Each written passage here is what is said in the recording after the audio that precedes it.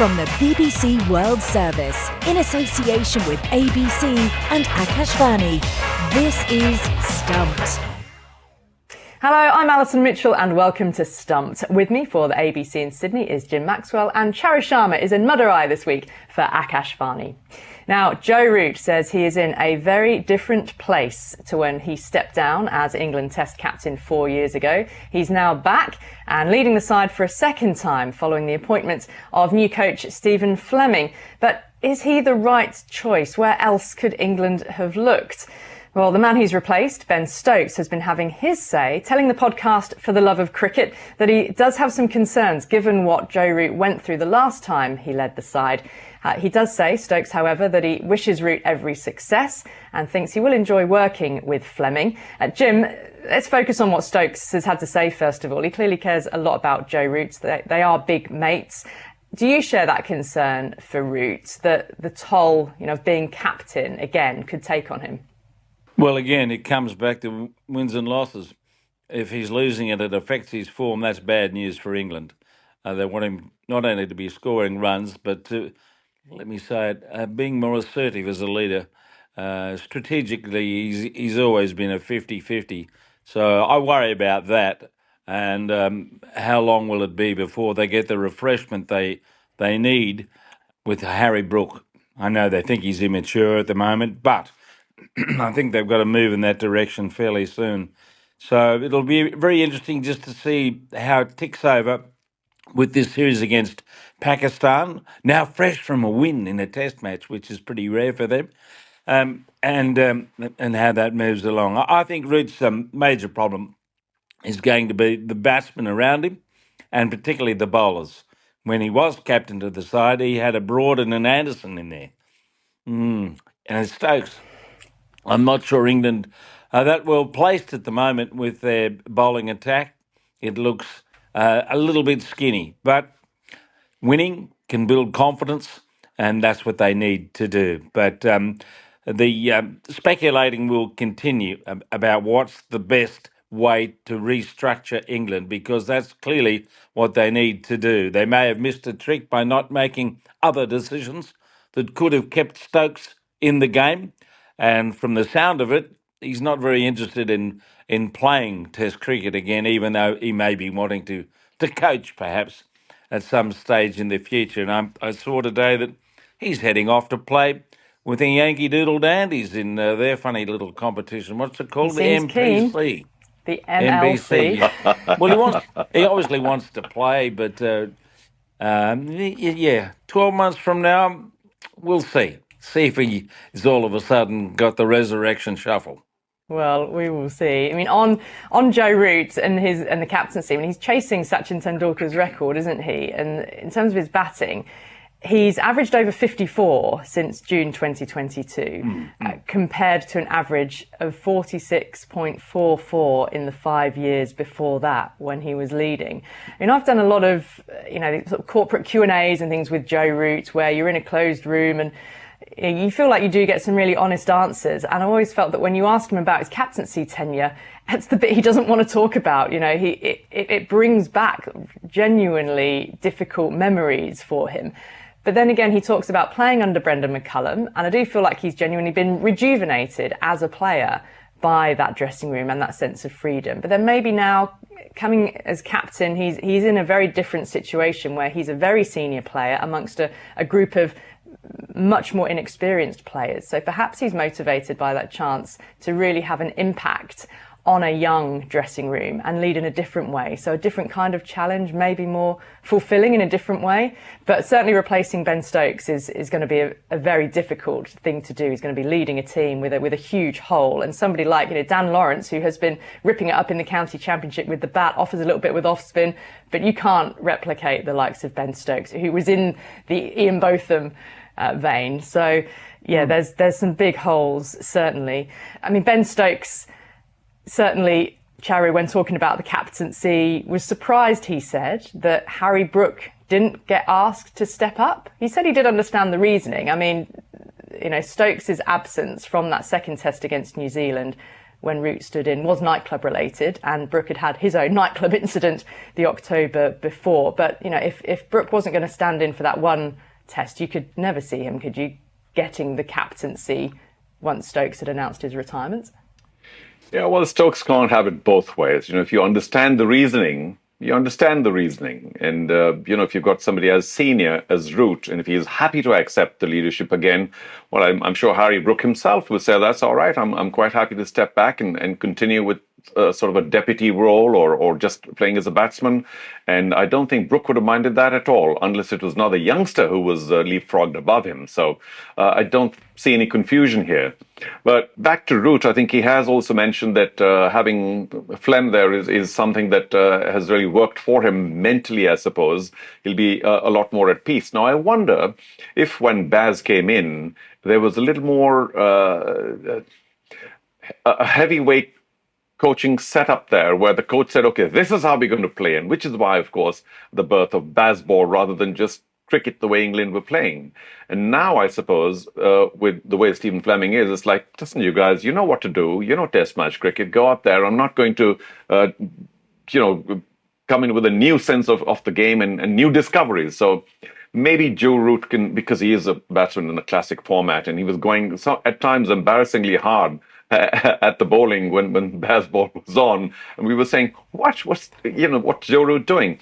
Maybe, of course, the whole team will calm down and play the way they know the game, because when you're playing for England or any nation, you really don't need coaching. You don't need to be told how to hold the bat. And I've always said, it sounds a little mathematical, and I'm no mathematical genius, but the influence of a coach, and even the captain, is inversely proportional to the seniority of a team. So you allow them long ropes, they know what to do. And I think Joe Root will enjoy that atmosphere, enjoying leadership again without the stress of having to play a certain way.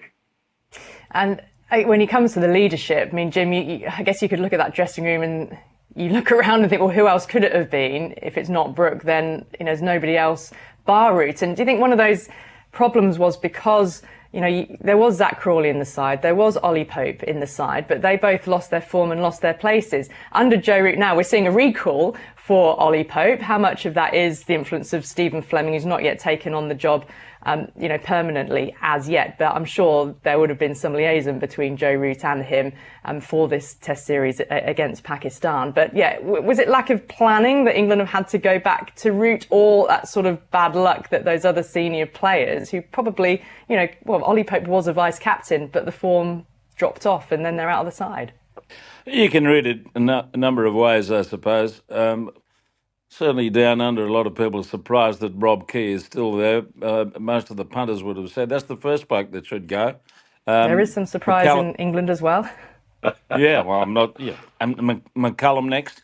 So I'm not sure how it's going to hose its way down as we go. I mean, when is Fleming taking over in this Pakistan series, or is he still on the beach South somewhere? Africa.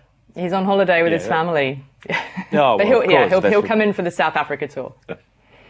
Look, I'm sure it'll be a very happy, agreeable situation, but whether or not it's going to lead to England performing any better than they did against sides other than Australia, New Zealand, India, who else can I name, Charlie? Anyway, they didn't beat everyone. They beat a few teams, and they should beat Pakistan. South Africa is going to be fascinating, I reckon, just to see how well they pull together there. But, Fleming hasn't had a role with a Test team forever. He's been basically with the white ball and Dhoni out there leading the side. And he's certainly an assertive character out in the middle. I don't think Joe Root is. So they've got a fair bit of work to do, and they need to be finding regular match-influencing players in the way they had it with Stokes. And I'm not sure where those players are at the moment. So it's a job for a number of people to get right. And Rob Key will be, I don't know whether he's got any fingernails, but he might be biting them as we go, because he's certainly going to be under pressure if England continue to lose. Put it this way, if they continue not to win, because you've got to start winning to win the confidence of the people around you and the pundits too. Yeah, injury to Jacob Bethel doesn't help. He was ruled out of the whole 100 and missing the Pakistan Test series now as well. Sam Curran would have been a name probably in the mix to replace, Ben Stokes in that all-rounder role, but he's managing an injury at the moment as well. I mean, Joe Root's batting, Charu, has been so integral to England when they do win Test matches. When you think of other captains, well, let's talk about Tendulkar, given that Root's chasing his record. What about the weight of sort of captaincy on him and run scoring? I mean, is that a comparison we can make? Well, what a name you mentioned. Sachin, the god Tendulkar. Now, there was no doubt that he was taking his role as a leader very seriously. Because, that will to win, and even Smithy mentioned we're all in there to win, right, was just 100 out of 100 every time. And I'm not suggesting that the team that he was leading when he was leading lacked that spirit as well. Everybody wants to win, but of course at times you don't because you have different abilities and there's an opposition as well that's working really hard. And finally, Sachin understood, or his mentors made him understand that, listen, you are not responsible for the other 10. They will play according to their own abilities. I mean, it's not because you are captain they're going to score 500 runs in a or take 10 wickets in 10 balls. So back off. Take it easy. They'll play to the best of their abilities, and you have to allow them that space. And why don't you, instead of this intensity that you bring in and this desperate will to win every time because you feel you are involved and engaged, your whole ego is involved with every win, just back off, play for yourself, score the runs, make sure that you contribute to the team only through there. Let somebody else say, well, why don't you bowl now and why don't you go to fine leg and whatever else, and just enjoy your cricket. That's something he took very seriously and said, okay, forget the leadership thing because we'll just play as well as we do. Krishnamurti Srikanth was perhaps the first one on record to say when he was interviewed before he went to Pakistan as the captain, people said, so, the whole captaincy thing, he said, oh, what's the big deal about a captaincy? I mean, the captain's only as good as his team. And there's certain truth to that. So I do think cricket takes its traditionally, in terms of the whole legacy of cricket, takes his my captain role too seriously. And I have a few theories. I'll not bore you people here, but I mean, if you just appoint anybody as a captain of a match, you're likely to do as well as, there's somebody else as a captain, and similarly with the coach. But let's not go there. I do think that I do think that Root, because of the kind of person he is, as a changed one now, calmer, cooler, more relaxed, will enjoy leadership whether they win or lose. You say, yeah, well, we did the best we possibly could, and then the pressure's off me now, I hope. Yeah, Root's certainly going to have to compartmentalise, isn't he, from on-field captain to just switch into Root batting mode. I'm sure that's what a lot of England fans will want to see. Jim, what about this idea of Stokes continuing to play and wanting to get onto the franchise leagues? I mean, you've mentioned a couple already. MLC, he's reportedly keen to play there, and then reports in Australia that there could be a bumper deal in the offer to come over to Sydney to play Big Bash. Oh, there'll be lots of chat about this, that, and the other. But where does he find motivation? I mean, he can play all this stuff with a white ball, but really, at the end of the day, a cricketer of his experience and value, I would have thought would want to be playing at the top level. That's a red ball, and that's Test cricket. It was a lovely line. I hope you enjoyed it from Clive Lloyd when asked about it the other day, the comparison. He said, well, T20 is about entertainment. Test cricket is an examination. And I think that examination is far more inspirational for a cricketer of Stokes' value, reputation, worth, whatever, skill. He's going to be lured by it at some point. But he's just having a little day out of the office for a while, isn't he? And have a frolic with white ball. Well, he's enjoying playing for Durham, a team he says he really cares about. Charu, what about the IPL? He's obviously played a number of stints before.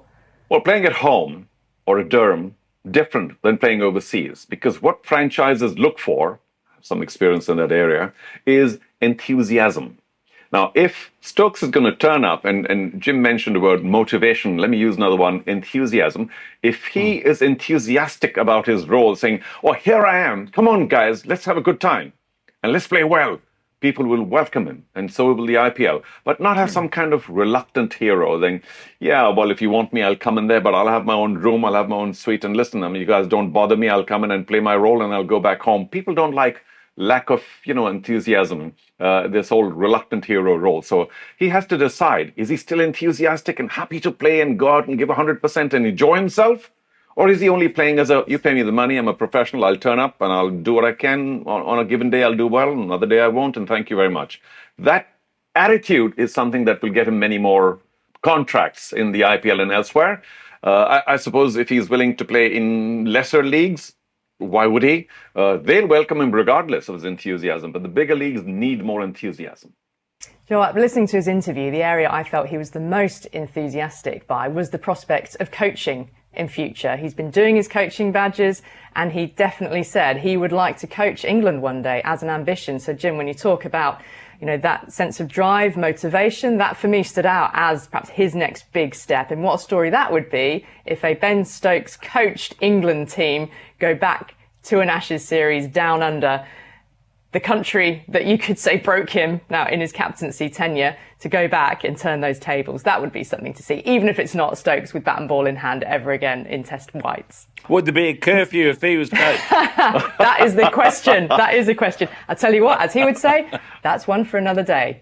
Well, that's it for Stumped for this week. My thanks to Jim Maxwell and Charu Sharma. Give us a like and subscribe to our YouTube channel so that you never miss a thing. We'll see you again next time. Till then, bye-bye.